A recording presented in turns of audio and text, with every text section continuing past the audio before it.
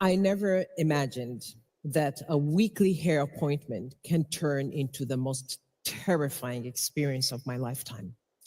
Every week, I go to the same hair salon in Nairobi, Kenya.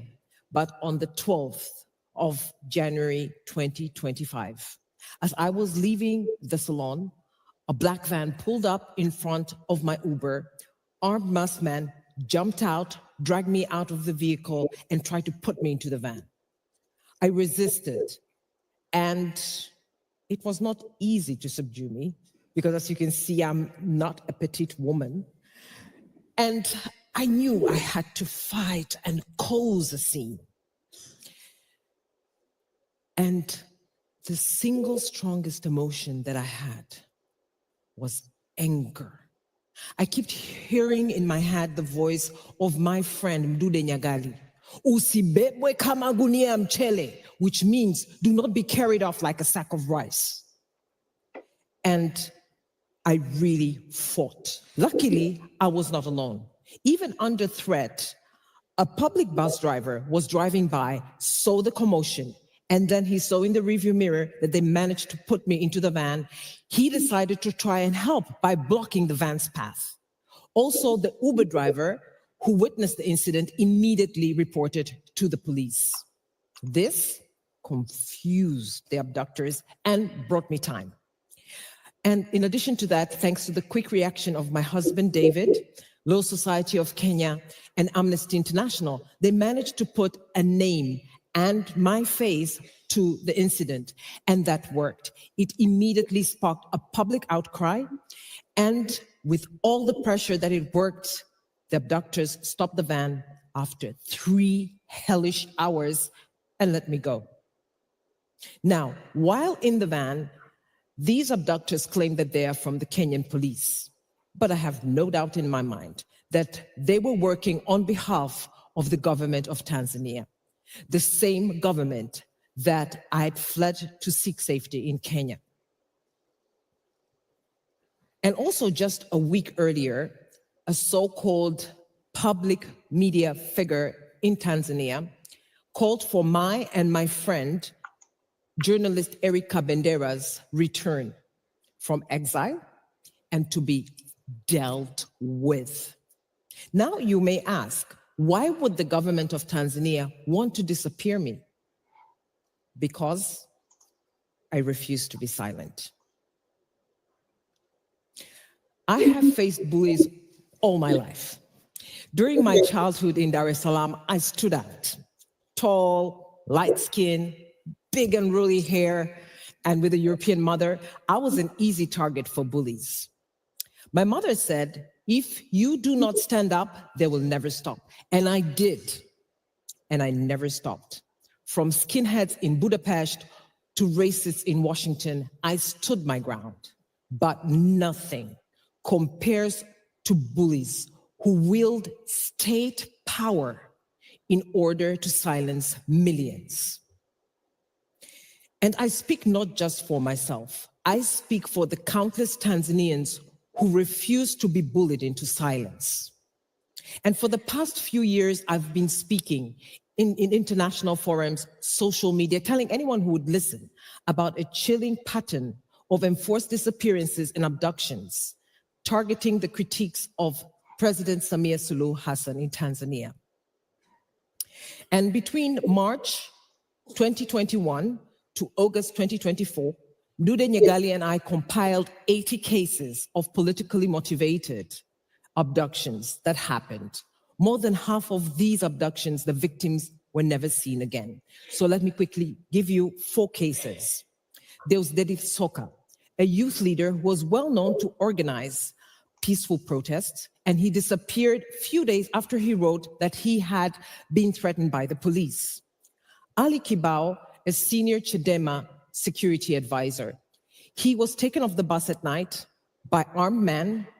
Next day, his body was found mutilated. His face had acid thrown on it and his eyes gouged out. Shadrach Chaula, an artist who was jailed for a viral TikTok video in which he burned the picture of Samia Suluhu Hassan. A month after his release, men showed up saying their government officials shoved him in a white SUV, never seen again. Orias Olengino, an elder 85-year-old Maasai who got wounded during altercations in the violent evictions in northern Tanzania. His family saw he was taken away by security forces, never seen again. And these cases are not isolated.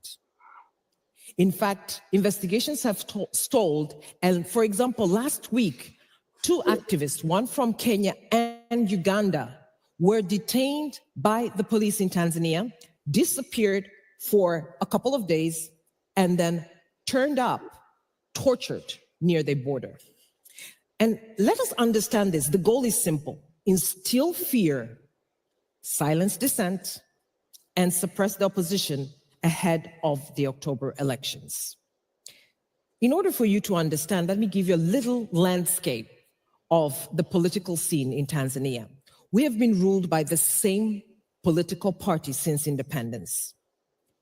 And even though in 1992 we transitioned into so-called multi-party democracy, but our laws remain stuck in the past. The president, for example, still appoints administrators, judges, even electoral commissioners.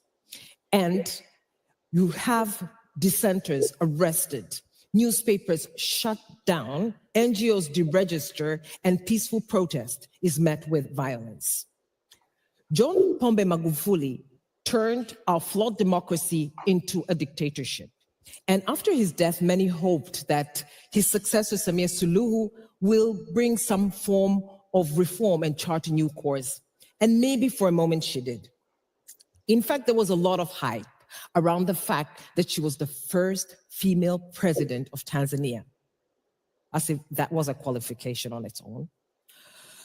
Well, there was a lot of conjecture about her being a reformist. For example, just for her to acknowledge that there was COVID in Tanzania and roll out a vaccine program, she was dubbed as a champion of democracy. I didn't buy into the hype.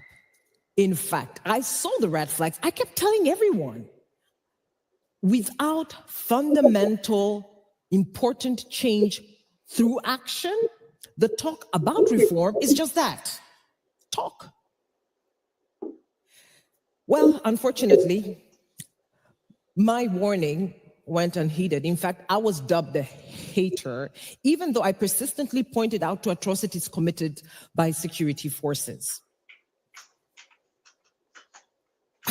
The moment's gone, but I want to say something very important. She may have gone further than Magufuli, because not only has she continued the repression, but she has utilized and normalized enforced disappearance as a political tool. In fact, a very good example is she's the only president in the history of Tanzania to have charged her 2 main opponents with major offenses. Freeman Mbowe in 2021 was charged with terrorism, eventually, of course, freed. And this year, Tundu Lissu, who is the head of the main opposition party, Chadema, is sitting in jail charged with treason just because he demanded electoral reforms. Tanzania looks serene on the surface. We have beautiful national parks, majestic Kilimanjaro, the turquoise beaches of Zanzibar, beautiful Maasai warriors. And if you have visited Tanzania, you may have visited the famous Serengeti Park, or maybe even gone to the World Heritage Site Ngorongoro Crater. And one of the things that really struck me was how this postcard image has been tainted by political repression. Samia Suluhu has managed to go and find an angle to the global concern around conservation and twist it around in order to greenwash land grab, human rights abuses, and even trophy hunting. It sounds strange, but let me tell you. There is an area called Loliondo, Ngorongoro. Since the early 1990s, this area was ancestral land for the Maasai. And it was unique in its agreement between the government and the Maasai, whereby the Maasai were allowed to live in the area except inside the crater. And it is very common for you to see Maasai huts with wildlife roaming, cows and sheep grazing together with wildebeest and zebras. The lifestyle of the Maasai is very eco-friendly. In fact, they are said to have one of the smallest carbon footprint in the world. What is of a growing concern are, of course, the hundreds of SUVs that drive down into the crater, the mushrooming hotels and resorts that have swimming pool, they have air conditions, modern fittings, and this is a growing climate change concern. However, from day one, the government of Samia Suluhu Hassan has accused the Maasai of destroying the environment. In June 2022, what happened was security forces and some wildlife rangers descended onto villages in Loliondo. They violently evicted the people and declared the villages and the grazing grounds as a reserve. And then on top of that, what followed was active propaganda, denial of basic social services, including health and education. This led to the death of women from childbirth. It led to the death of children from measles. And it is said to have affected about 70,000 Maasai people. But August 2024, look at that.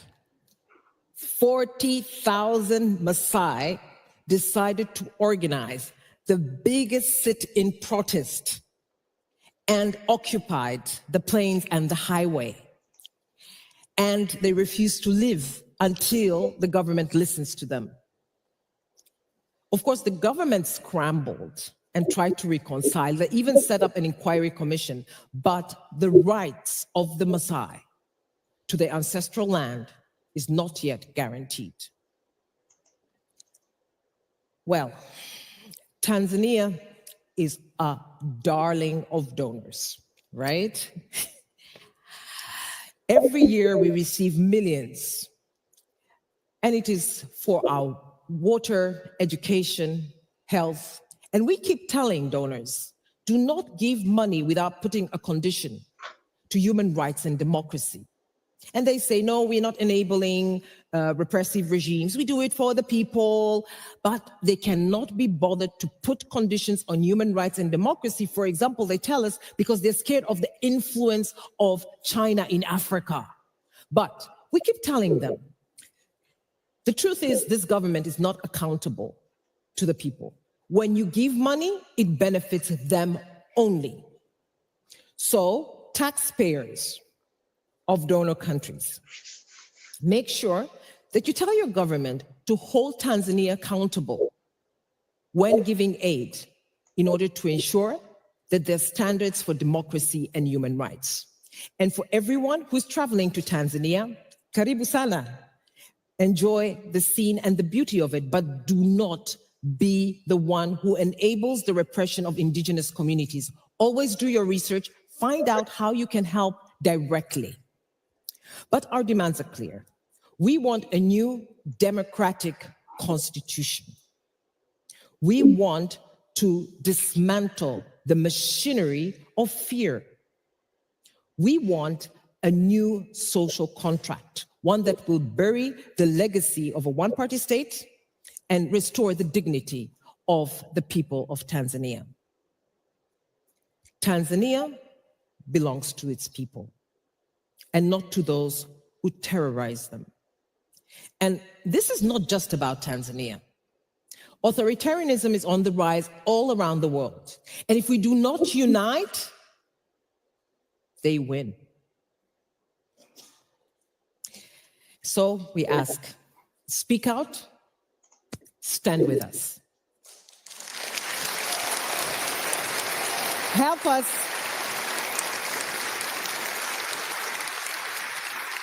Help us reclaim Tanzania. We are not victims. No, we're not. We are a movement, and we shall not be bullied.